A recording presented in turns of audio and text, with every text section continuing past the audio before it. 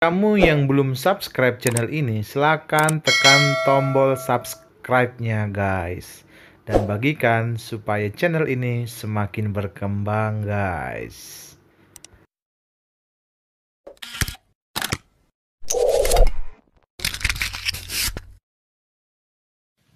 Shalom. Kita akan membaca firman Tuhan dari kitab Ulangan pasal 6 ayat 1 sampai dengan ayat yang ke-9. Ulangan pasal 6 ayat 1 sampai dengan ayat 9. Kita akan membacanya dengan berbalasan. Saya membaca ayat pertama, jemaat bersama-sama dengan ayat kedua dan seterusnya sampai ayat yang ke-9. Kasih kepada Allah adalah perintah yang utama. Inilah perintah, yakni ketetapan dan peraturan yang aku ajarkan kepadamu atas perintah Tuhan Allahmu untuk dilakukan di negeri kemana kamu pergi untuk mendudukinya. Ayat 2.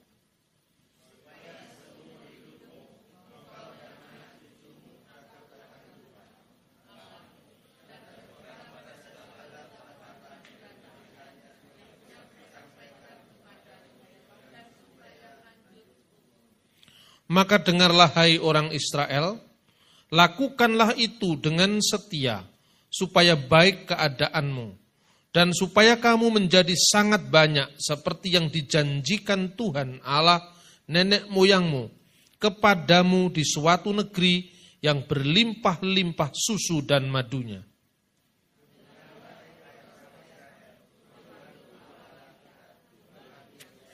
Kasihilah Tuhan Allahmu dengan segenap hatimu, dan dengan segenap jiwamu, dan dengan segenap kekuatanmu.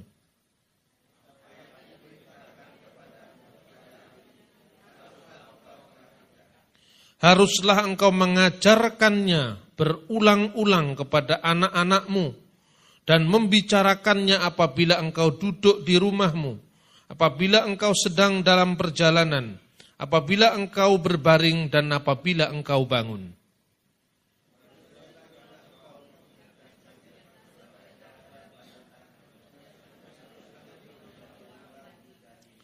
Dan haruslah engkau menuliskannya pada tiang pintu rumahmu dan pada pintu gerbangmu. Saudara-saudara yang kekasih dalam Tuhan, kalau saudara-saudara berkesempatan mengunjungi Israel. Kebetulan Pak Hani mau pergi ke sana bulan Februari. Kalau masuk Februari itu Maret, Pak. Nanti sore ya. Wah. Kalau Anda masuk ke rumah-rumah saudara tua kita, orang Yahudi, itu pasti ada di pintu rumah atau di gerbang ada satu gulungan kertas kecil yang diselipkan, digulung begitu, lalu dimasukkan ke dalam satu alat yang seperti ini.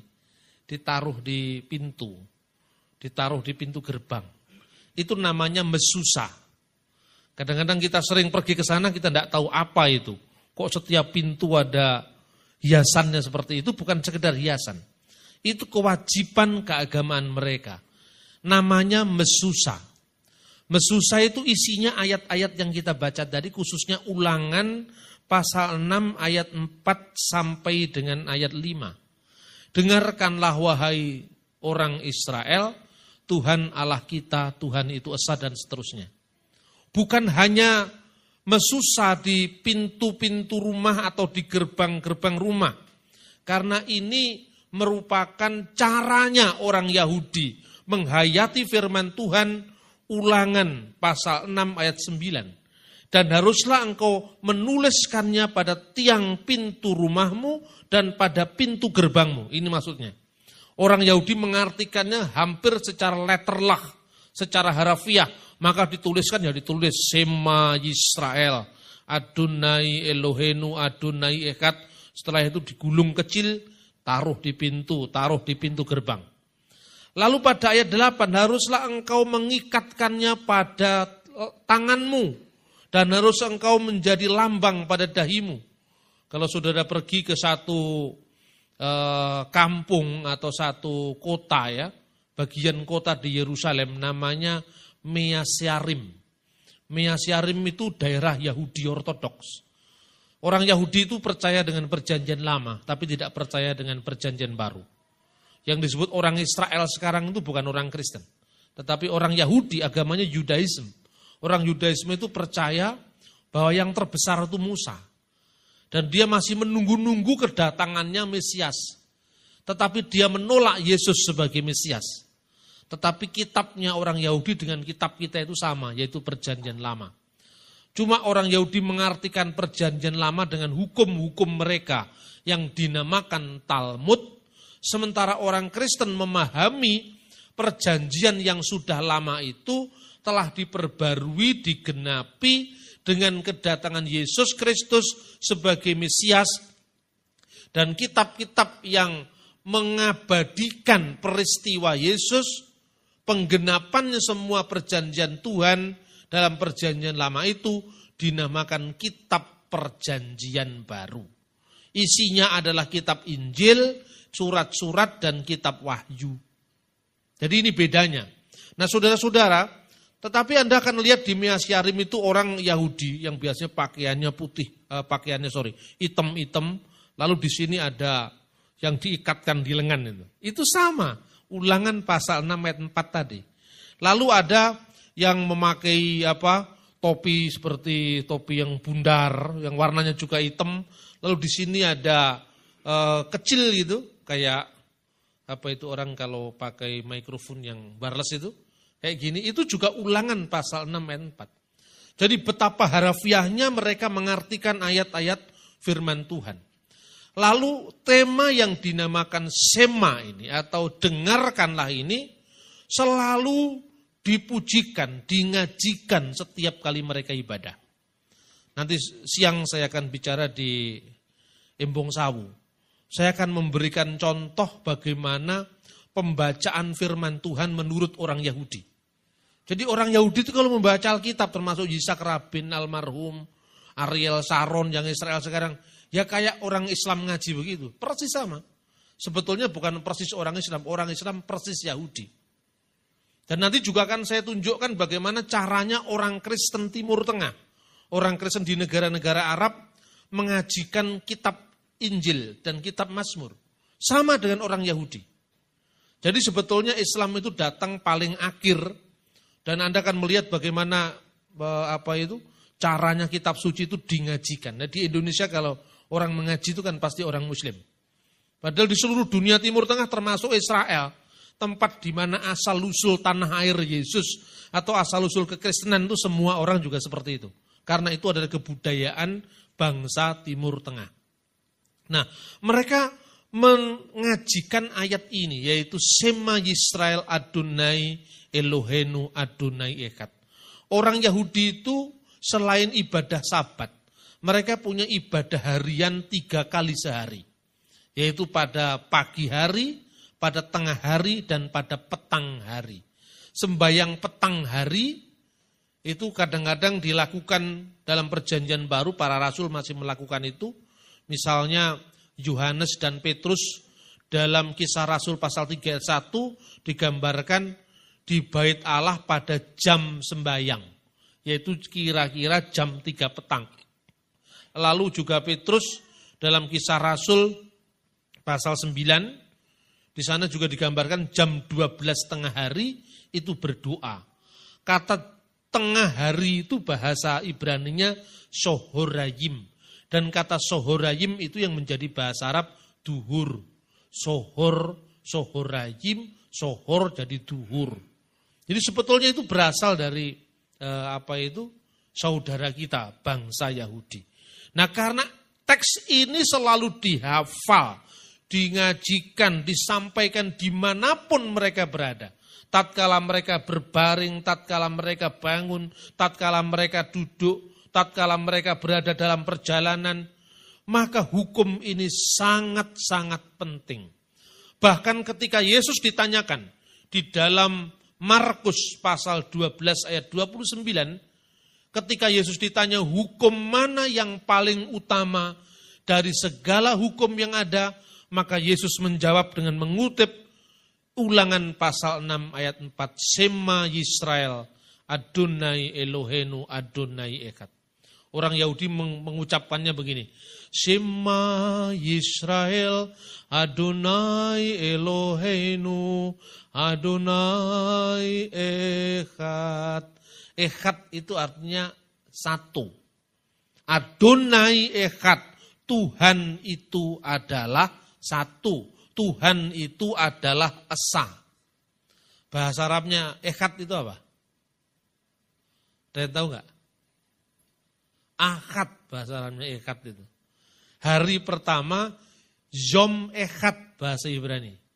Hari pertama Yaum al-Ahad bahasa Arab. Loh, kenapa kok mirip?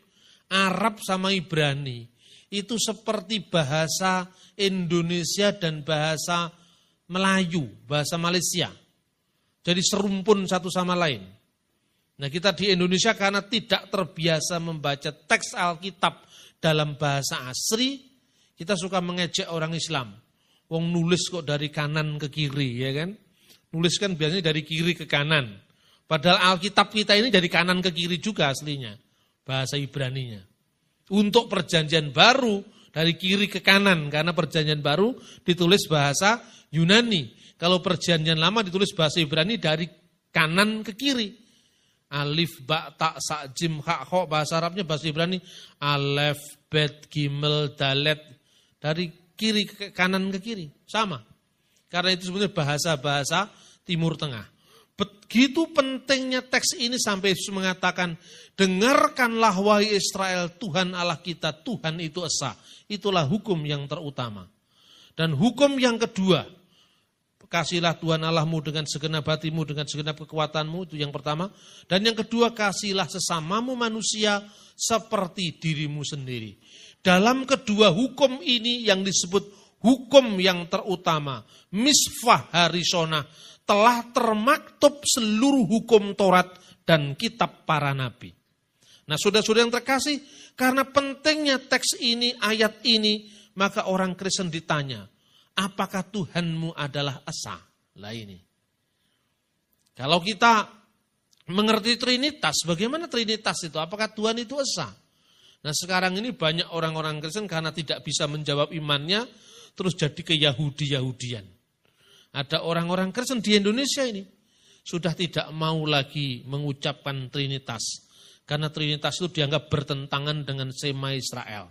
Bertentangan dengan syahadat dalam perjanjian lama. Ada lagi orang Kristen yang tidak mau merayakan hari Minggu. Karena dianggap itu hari perayaan Dewa Matahari.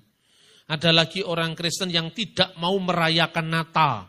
Karena Natal itu adalah lahirnya Sol Invictus, Dewa Matahari. Saya sudah membahas semuanya itu dalam acara-acara seminar di Embong Sawu. Anda bisa mendapatkan kasetnya di sana. Bahkan sekarang ini ada orang Kristen yang tidak mau lagi membaca surat-surat Paulus. Bahkan ada kelompok Kristen tertentu yang karena pengaruh orang Yahudi mau membuang 13 surat Paulus dari perjanjian baru. Nah, ini yang namanya sudah keblinger ini. Ya kan? Bayangkan kitabnya sudah mau diobrak-abrik kayak begitu.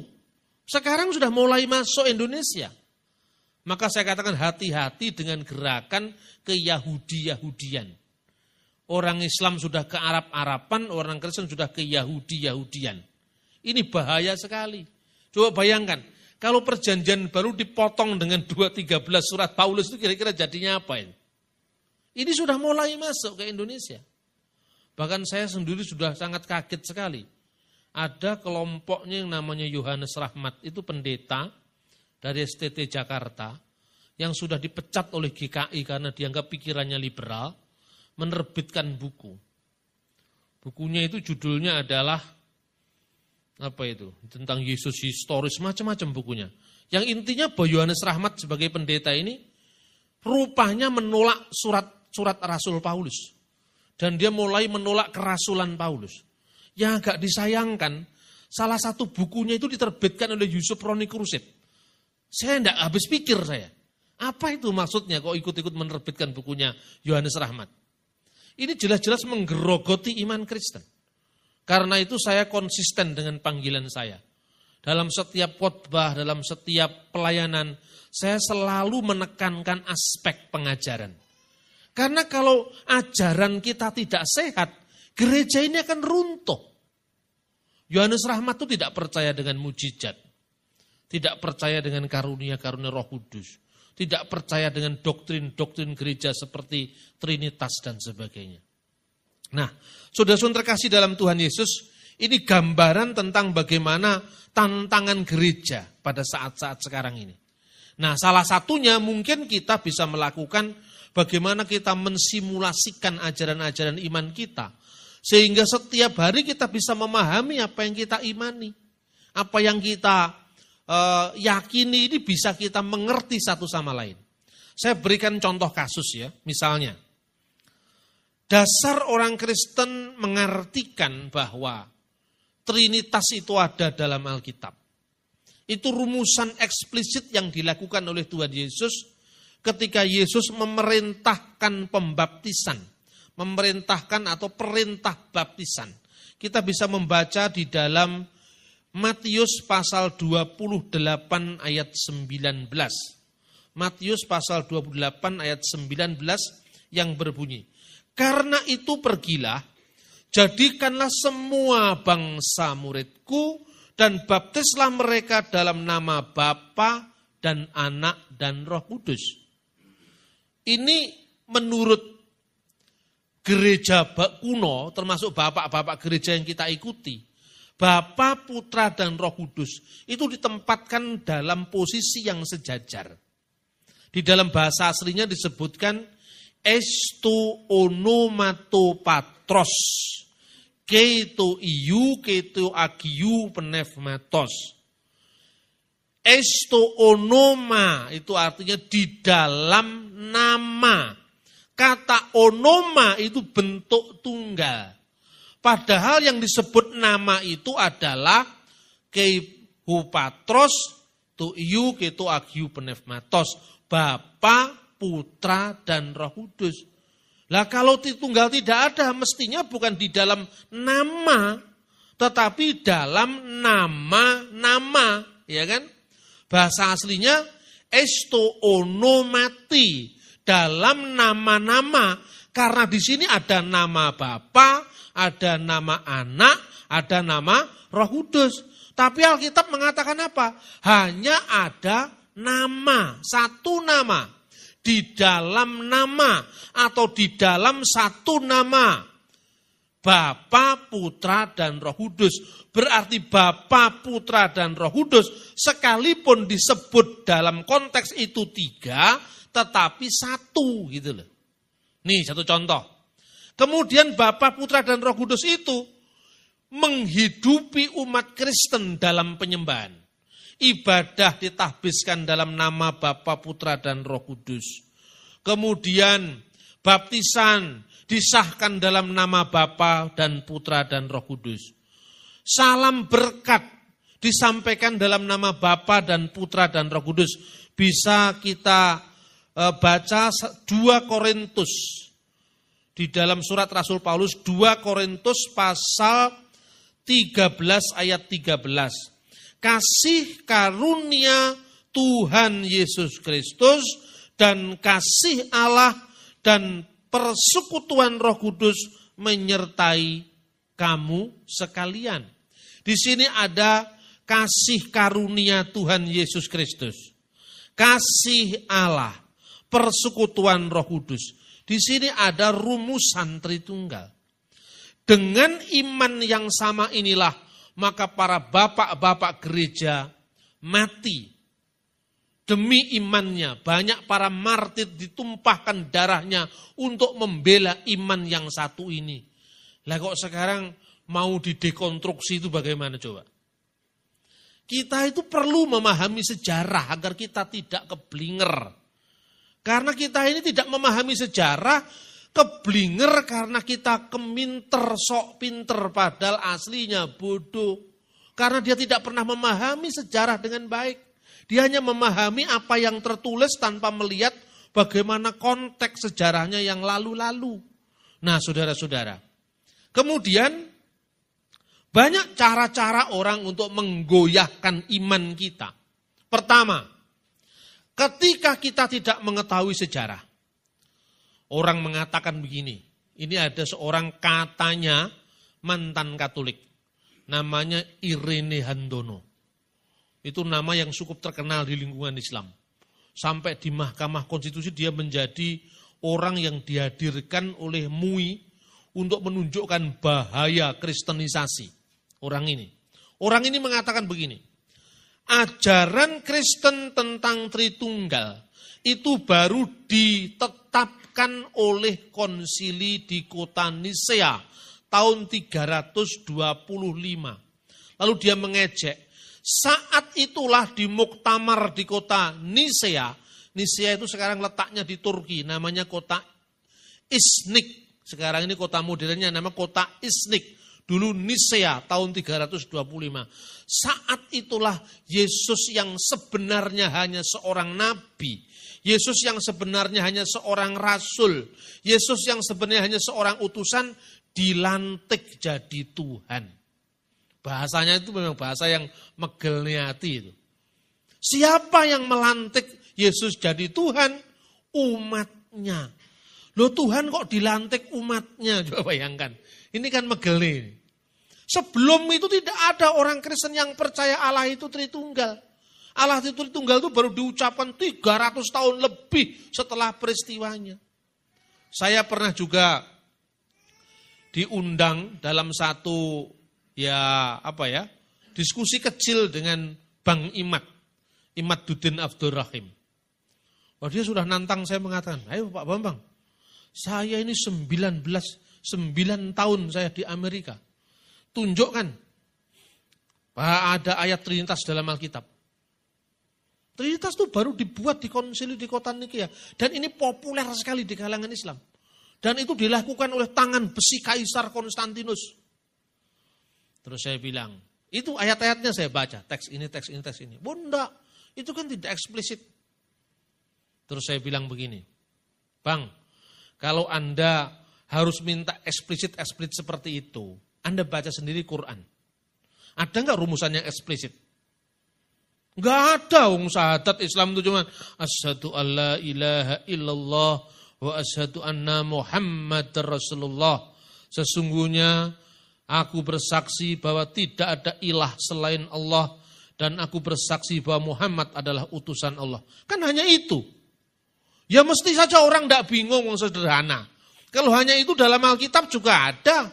Misalnya sekarang di Yohanes pasal 17 ayat 3.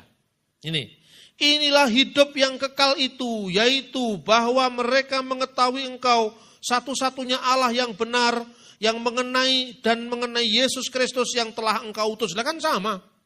Satu-satunya Allah yang benar. La ilaha illallah, tidak ada ilah selain Allah. Yesus Kristus yang engkau utus, Yesus Rasulullah kan sama. Tetapi kan bukan hanya itu pola pikirnya. Ketika Alkitab mengatakan misalnya, Allah menciptakan segala sesuatu dengan firman-Nya, ya kan? Allah menciptakan itu dengan firman-Nya. Jadilah terang, maka terang itu jadi. Berfirmanlah Allah, jadilah terang, maka terang itu jadi. Dengan firman Tuhan langit dijadikan. Mazmur 33 ayat 6. Dengan firman-Nya semuanya jadi. Dan banyak ayat Alkitab yang lain. Nah persoalannya, Yesus baik di dalam Alkitab maupun Al-Quran disebut Sang Firman. Firman itu apa sih? Firman itu sabda Allah. Pikiran Allah. Apakah firman itu diciptakan sekarang kalau Yesus itu firman? Firman itu pikiran Allah loh. Apakah firman Allah itu diciptakan atau tidak diciptakan? Diciptakan loh. Kalau diciptakan, Allah menciptakan dengan apa caranya Allah menciptakan? Dengan firman-Nya. Berfirmanlah Allah, jadilah terang, maka terang itu jadi.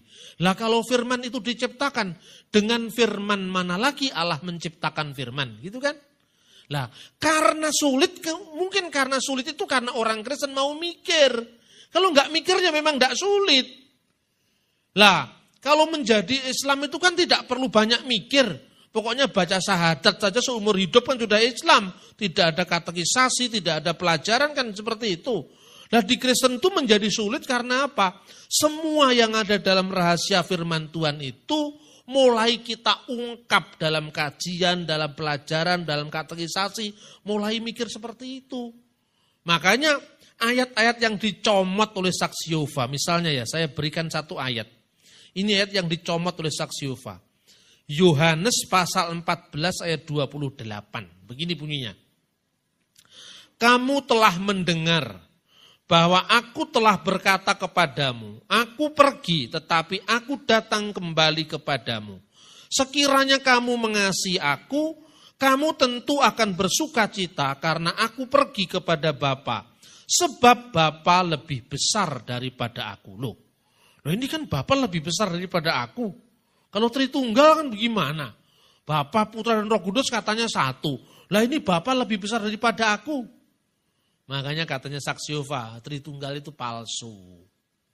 Terus ada ayat lagi, misalnya. Ketika Yesus disalibkan, salah satu ucapan Yesus apa?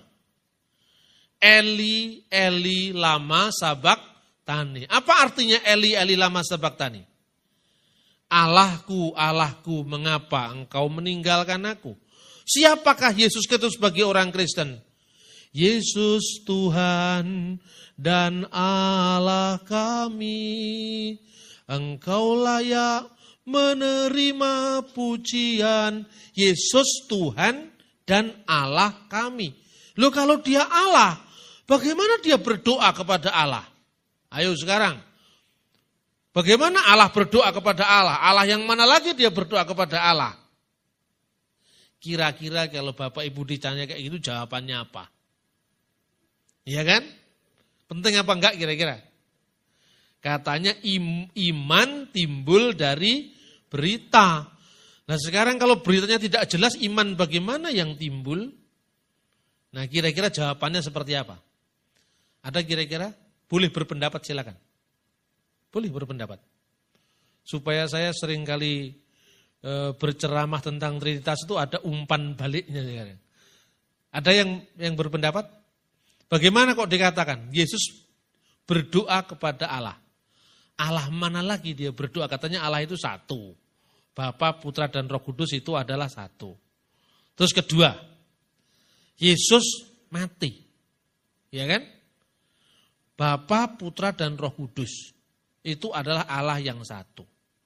Yesus mati. Pertanyaannya, apakah Allah bisa mati? Bisa enggak Allah mati? Bisa? Tidak. Loh, yang mati siapa terus kemudian? Nah, anak saya bisa jawab itu. Manusianya katanya. Karena terbiasa bapaknya ceramah. Kemanusiaannya yang mati. Ayatnya di mana? 1 Petrus pasal 3 ayat 18, dia yang dibunuh dalam keadaannya sebagai manusia. Lah ini ketika Yesus berbicara ini dalam kapasitas sebagai apa? Sebagai manusia. Tatkala dia menjadi manusia, dia lebih rendah dari Bapa. Bukan hanya lebih rendah dari Bapa. Ketika dia menjadi manusia, dia juga lebih rendah dari malaikat. Coba kita baca Ibrani pasal 2 ayat 9. Tetapi dia yang untuk waktu yang singkat dibuat lebih rendah dari malaikat-malaikat. Untuk waktu yang singkat dibuat lebih rendah daripada malaikat-malaikat. Kapan waktu yang singkat itu? Pertanyaannya. Kapan waktu yang singkat itu? Siapa yang bisa menjawab? Kapan waktu yang singkat itu? Ketika menjadi manusia. Yaitu Yesus yang kita lihat loh. Yang bisa dilihat kan manusia. Allah kan gak bisa dilihat. Yohanes pasal 1 ayat 18. Tidak seorang pun pernah melihat Allah. Tetapi anak tunggal yang ada di pangkuan Bapa, yaitu firman Allah yang telah menjadi manusia itu, dialah yang menyatakannya. Jadi Allah yang tidak kelihatan itu dinyatakan oleh karya Yesus yang kelihatan saat dia menjadi manusia. Maka saat dia menjadi manusia itu yaitu waktu yang singkat dia dibuat lebih rendah dari malaikat-malaikat. Siapa yang waktu yang singkat dibuat lebih rendah dari malaikat itu? Yesus. Yesus yang seperti apa? Yang kita lihat. Berarti kemanusiaannya. Yang oleh karena penderitaan maut. Siapa yang bisa mengalami kematian? Kan manusia. Allah tidak mungkin mati yang mengalami penderitaan maut. Dimahkotai oleh kemuliaan dan hormat. Supaya oleh kasih karunia Allah. Ia mengalami maut bagi semua manusia. Jadi ketika menjadi manusia, itu dia mengalami maut. Nah, coba ayat 10. Sebab memang sesuai dengan keadaan Allah. Sesuai dengan keadaan Allah. Yang baginya dan olehnya segala sesuatu diciptakan. Yang baginya dan olehnya segala sesuatu diciptakan. Olehnya, Allah menciptakan alam ini oleh siapa? Jawabannya Yohanes pasal 1 ayat 1 dan 3. Coba.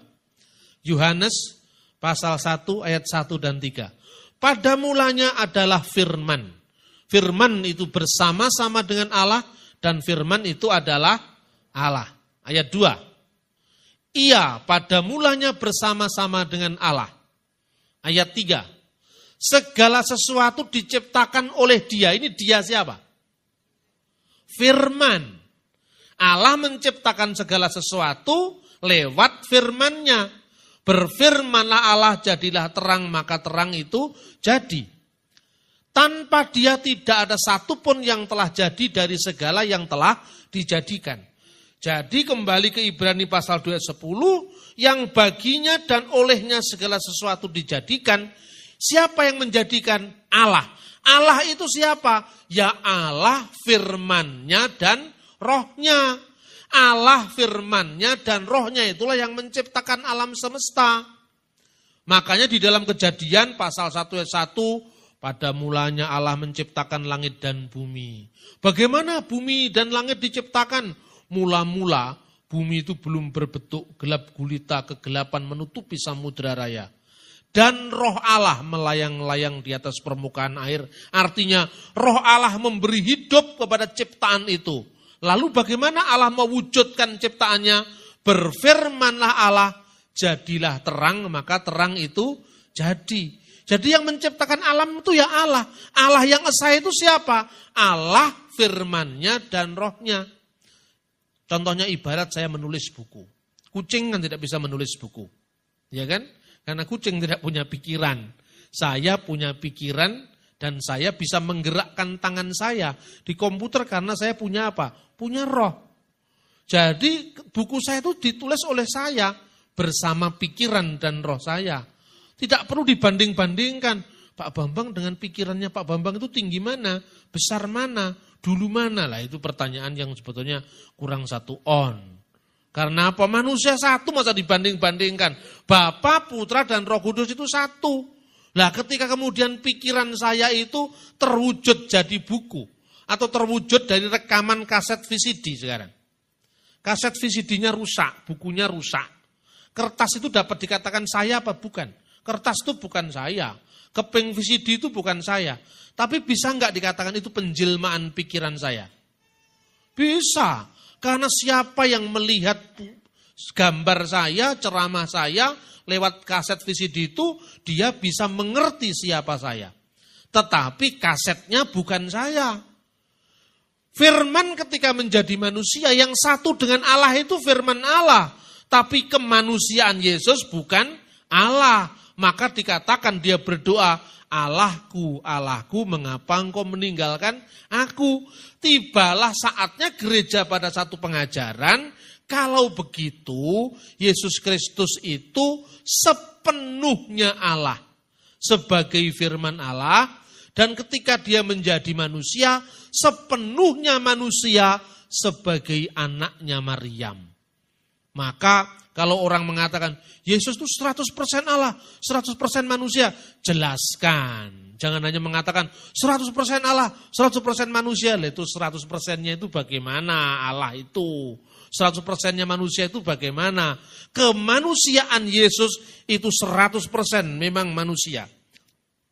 Yaitu Allah yang membawa banyak orang kepada kemuliaan, juga menyempurnakan Yesus yang memimpin mereka kepada keselamatan dengan penderitaan.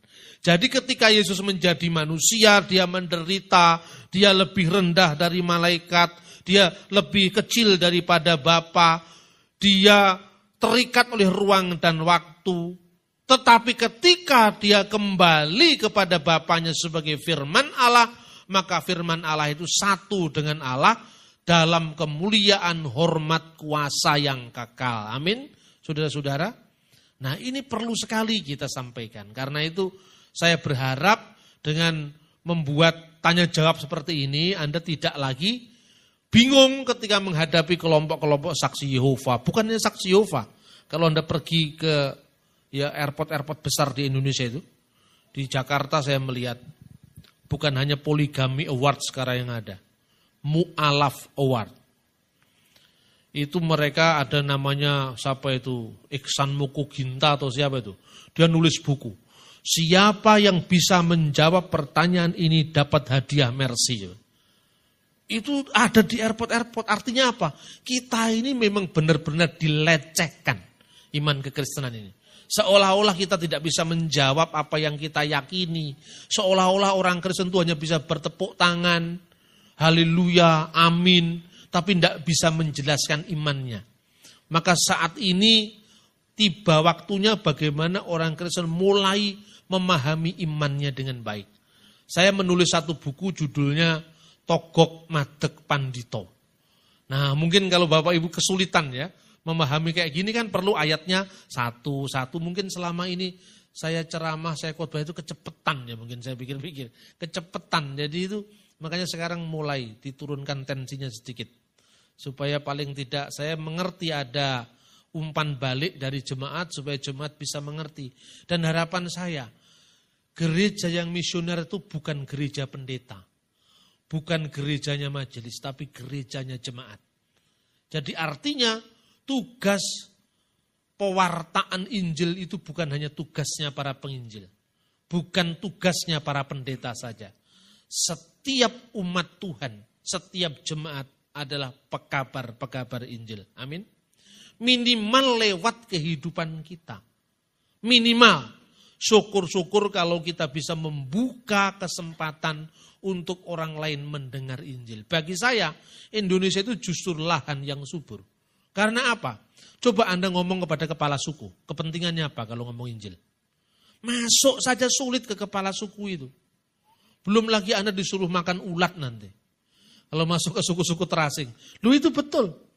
Kalau Anda tidak mau masuk ke suku-suku terasing dan makan apa yang mereka makan, itu ada sesuatu yang dibusukkan, apa itu buah atau itu apa, daging, nanti ulatnya itulah yang dimakan. Ini ada beberapa suku di Indonesia, ada ratusan suku. Saya baru ngikuti beberapa presentasi di Full Gospel di Jakarta. Ada seorang hamba Tuhan yang masuk ke tempat-tempat terpencil kayak begitu. Membuka komunikasi aja sulit, Pak. Nah terus kemudian saya refleksikan. Nah ini ketika orang sudah nanya-nanya, oh kita malah lari menghindar. Artinya orang yang nanya itu minimal. Dia mungkin pertama dia benci. Mungkin pertama dia melecehkan. Itu kan karena tidak tahu. Kalau dia tahu coba. Justru ini ada kesempatan Injil itu ditanyakan, dipertanyakan. Berarti ini kan kesempatan kita untuk menjawab. Lah menjawab itu bukan kita yang membuka komunikasi. Mereka juga yang mengkomunikasikan diri mereka. Mereka ingin tahu gitu loh. Saya hal-hal seperti ini yang kecil-kecil aja saya terangkan ya. Jangan yang terlalu muluk-muluk juga. Suatu saat saya itu di taksi. Sama pendeta di Sabto. Di taksi saya. Di taksi ini biasa. Pas bulan puasa, saya waktu itu mau pelayanan di gerejanya Pak Yusuf Roni. Di Pondok Indah, di Alfa Indah, di Jakarta Selatan. Kemudian sopir taksi ini rupanya nganggep kami itu orang Muslim. Ya tidak ada masalah tuh. Dia tanya-tanya ke saya jawab. Nah, kemudian Saya jawab, ya jawaban saya memang saya tahu, wong saya dulu juga ngerti Islam itu seperti apa. Pak, saya ini kan pekerja ya Pak. Oh iya, kenapa? Kadang-kadang puasa saya itu ya tambal sulam, karena kita kan orang kerja Pak. Itu sah apa enggak katanya? Ya itu saya jawab menurut dalil-dalil hadis begini-begini. Wah enak juga ya ngobrol sama Bapak. Bisa ngerti. Jadi Tuhan enggak marah kira-kira Pak? Ya enggak lah saya bilang gitu. Tapi juga jangan cari-cari kesempatan untuk Anda, supaya Anda terbebas dari kewajiban-kewajiban agama. Nah suatu saat dia tanya, Bapak mau kemana? Saya mau turun itu di gereja pojok itu. Loh kenapa di gereja katanya?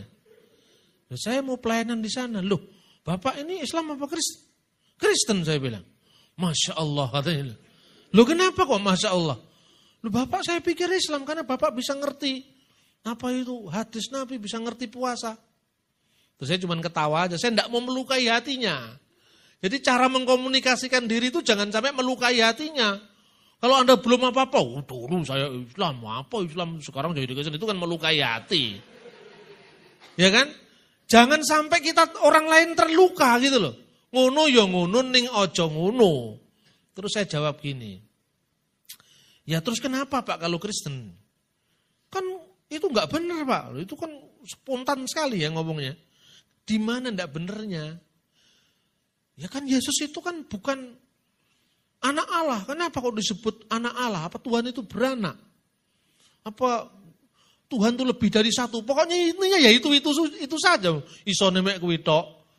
Ya intinya yang dipertanyakan Yesus anak Allah, Yesus Tuhannya itu, Yesus enggak disalibnya itu. Terus saya katakan oke, sebelum Bapak nanya lebih jauh, saya bilang. Setiap nabi itu kan dalam Al-Quran dan hadis itu ada gelar-gelarnya, tuh Pak. Loh iya, gelarnya Nabi Muhammad apa? Rasulullah, artinya utusan Allah. Gelarnya Nabi Musa, kalimullah yang berbicara dengan Allah.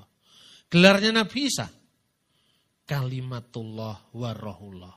Firman Allah dan roh Allah. Terus saya tanya, kira-kira firman Allah dengan Allah itu hubungannya kayak apa? Saya bilang. Ya pokoknya firman Allah Pak, ya kalimatullah. Lah ya hubungannya kayak apa? Lebih konkret lagi. Allah dengan firman Allah itu duluan mana adanya itu. Saya jawab gitu. Loh kok Bapak nanyanya gitu? Lah iya wong saya cuma nanya. Tadi kan Bapak nanya saya jawab. Nah sekarang saya ganti nanya, masa Bapak marah sama saya? Kan Bapak nanya. Maksudnya Bapak apa? Lah iya saya nanya firman Allah dengan Allah itu duluan mana adanya. Terus dia diam. Boleh saya jawab Pak? Kalau duluan Allah kira-kira bagaimana? Ya mestinya begitu. Karena Yesus itu kan makhluk loh. Yesus itu makhluk, iya kemanusiaan Yesus itu makhluk. Saya nanya bukan Yesus, saya nanya firman Allah dengan Allah duluan mana? Saya jawab kalau duluan Allah kira-kira kayak apa? Berarti Allah itu sudah ada, firmannya belum ada. Karena kan duluan Allah. Lah waktu firman Allah belum ada itu, apakah Allah pernah bisu? Ya enggak mungkin, na'udzubillah katanya. Lah ya kalau enggak mungkin berarti duluan mana? Terus dia kepleset ngomong, duluan firman. Kalau duluan firman itu firmannya siapa? Ya firmannya Allah, berarti kan Allah juga ada. Lah terus kesimpulannya bagaimana? Ya sama-sama ada. Lah kalau sama-sama ada itulah Tritunggal. Firman Allah, roh Allah dan Allah sama-sama ada. Loh tapi kan Yesus itu nabi. Firman itu akhirnya jadi manusia. Yang nabi itu ketika firman itu jadi manusia. Kemanusiaannya itu nabi. Yesus itu kan rasul. Kemanusiaannya itu rasul karena diutus oleh Tuhan. Makanya surat Ibrani pasal 31. Rasul dan imam besar yang kita punya yaitu Yesus. Yesus itu rasul juga. Rasulullah itu benar. Kemanusiaannya itu rasul. Kemanusiaannya itu nabi. Tapi firman Allah itu satu dengan Allah. Coba paham apa tidak? Rohullah itu kan malaikat Jibril. Loh, yang ngomong malaikat Jibril itu siapa? Kalau di Injil roh Allah itu bukan malaikat, roh Allah itu hidupnya Allah, hayatullah. Lah roh Allah seperti roh kita dalam diri kita, roh Allah dalam diri Allah. 1 Korintus pasal 2 ayat 10 dan 11. Seperti roh manusia ada dalam diri manusia, begitu juga roh Allah menyelidiki segala sesuatu. Roh Allah di dalam Allah. Kalau lebih dulu mana Allah dengan rohnya? Ayo jawabannya. Lebih dulu Allah. Kalau lebih dulu Allah, berarti Allah pernah ada, rohnya belum ada. Lah waktu rohnya belum ada, apakah Allah pernah almarhum? Ya enggak. Kalau gitu rohnya lebih dulu. Kalau rohnya lebih dulu, rohnya siapa? Namanya juga roh Allah. Ya sama-sama kekal. Kalau sama-sama kekal berarti Bapa, Putra, dan Roh Kudus. 1 Yohanes pasal 5 ayat 7. Nah di sini disebutkan jelas. Sebab ada 3 yang memberi kesaksian di dalam surga, Bapa, Firman, dan Roh Kudus, dan ketiganya adalah 1. Jadi putra itu sebutan kiasan untuk firman. Firman itulah yang menciptakan segala sesuatu dari tidak ada menjadi ada. Terus terakhirnya Bapak ini mengatakan, lu kenapa harus jadi manusia Pak? Kalimatullah itu firman Allah itu. Terus saya katakan, Bapak nggak percaya kalau firman jadi manusia? Sulit saya percaya. Di mana sulitnya? Bapak bisa percaya firman itu turun jadi buku. Al-Quran itu kan firman yang jadi buku katanya. Lah buku itu benda mati. Allah bisa firmannya bisa turun jadi buku. Masa jadi firman jadi manusia nggak bisa? Lalu dia telak-telak. What is the meaning of telak-telak? Nah, saat itulah kemudian saya berdoa untuk si Bapak ini agar Roh Kudus bekerja. Sayangnya waktu itu karena sudah dekat gereja. Jadi saya naiknya itu dari Jakarta Kota sampai ke Jakarta Selatan. Cukup panjang juga. Saya percaya setiap firman yang keluar dari mulut Allah tidak pernah kembali dengan cuma-cuma. Dia pasti berkarya, tetapi pasti karya itu akan berbuah. Karena itu banyak sekali yang saya tulis begitu, saya rekam, menulis buku. Saya juga ada kaset-kaset, yaitu kaset itu aliyah, itu adalah renungan saya di program televisi, ya, di TVN waktu itu. Sekarang sering di setel di B Channel, itu namanya aliyah. Itu ada ceramah-ceramah saya tanpa melukai hati saudara-saudara kita Muslim. Karena untuk program televisi kan untuk umum ya. Tetapi saya mencoba menjawab isu-isu yang paling krusial tentang ke Israel, tentang firman Allah, tentang Yerusalem dan sebagainya. Lalu kalau Anda kepingin membaca lebih lanjut tentang Tritunggal, itu kelihatannya buku wayang tapi sebenarnya bukan buku wayang. Itu dialog tokoh Punokawan tentang Tritunggal yang Maha Esa. Nah kiranya firman ini bisa mencerahkan kehidupan iman percaya kita. Yang belum saya bahas adalah apa bedanya Allah dan Tuhan. Kenapa dikatakan dia Tuhan dan Allah kita. Apa artinya Tuhan, apa artinya Allah. Nanti akan saya bahas dalam season kedua dari Mazmur 110. Mari kita bangkit berdiri. Kita ikrarkan iman kita dengan kita menyanyikan lagu lama, barangkali masih hafal. Yesus Tuhan dan Allah kami.